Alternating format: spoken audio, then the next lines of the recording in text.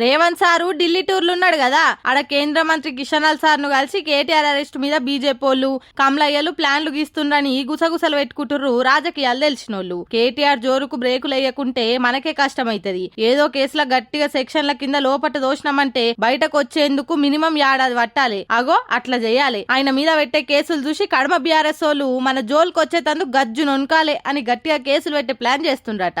దాంట్లో భాగంగానే కేటీఆర్ మీద కేసు నమోదుకు గవర్నర్ సార్ పర్మిషన్ ఇచ్చిండని మీడియా అంతా కోడై కూస్తుంది. రేవంత్ సార్ కిషనాల్ ను కలిసింది కూడా గందుకే అని అంటుర్రు. మరి అందులో నిజమేంతో తెలియదు గాని కేటీఆర్ ను అరెస్ట్ చేస్తారన్న ముచ్చటైతే షానొద్దుల సందే వినబడుతుంది. అటు కేటీఆర్ సార్ కూడా ఎప్పుడొచ్చి చేసుకుంటారో చేసుకోండి, ఆల్వేస్ బీ రెడీ అంటుండు.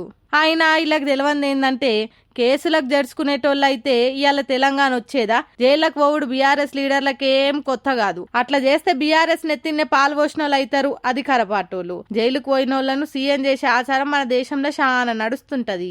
జైలుకు పోయినాకనే రేవంత్ సార్ సీఎం అయిండు. జైల్లో పడ్డాకనే బాబు సార్ జగన్ అన్నను చిత్తుగా ఓడిచ్చిండు. ఇప్పుడు కేటీఆర్ ను అరెస్ట్ చేస్తే బీఆర్ఎస్ పవర్లకు వచ్చేటందుకు కాంగ్రెస్ వాళ్ళే పూలబాట వరిచినట్టు అవుతుందని అంటుర్రు రాజకీయ విశ్లేషకులు.